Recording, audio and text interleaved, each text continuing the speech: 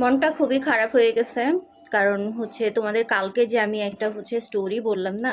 যে আমাদের আ কি বলে পাড়া প্রতিবেশী উনার হচ্ছে ছেলেটা এভাবে মারা গেছে। উনার হাসব্যান্ডও নাই।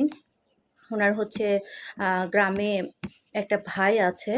কিন্তু উনিও হচ্ছে বোনকে একদমই দেখতে পারে না। সকালবেলায় উনি আমাদের বাসায় আসছে। এসে হচ্ছে আমার মার কাছে প্রচণ্ড লেভেলের হচ্ছে কান্নাকাটি করছে। এখন হচ্ছে গ্রাম থেকেও সবাই বলতেছে যে, "তোর ছেলেকে তুই ঠিকমতো হচ্ছে দেখাশোনা করে রাখতে পারোস নাই, মানুষ করতে পারোস নাই, আমাদের কখনো দেখোস নাই। এখন ছেলের হচ্ছে চলে গেছে তোর ভুলের কারণে।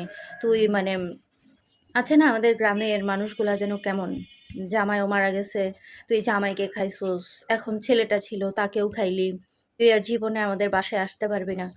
মানে এগুলো শোনার পরে মনটা এত খারাপ হয়ে গেছে।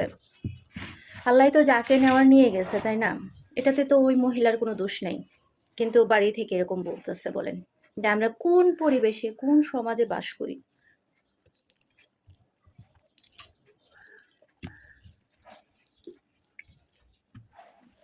ওনার হচ্ছে মারা গেছে, ছেলে মারা গেছে, জামাই মারা গেছে, এটাকে উনি খাইছে? এগুলো কোনো কথার মধ্যে পড়ে? মানে আমাদের সমাজের মানুষের মেন্টালিটি কোন পর্যায়ে গিয়ে দাঁড়াইছে একবার ভাবেন।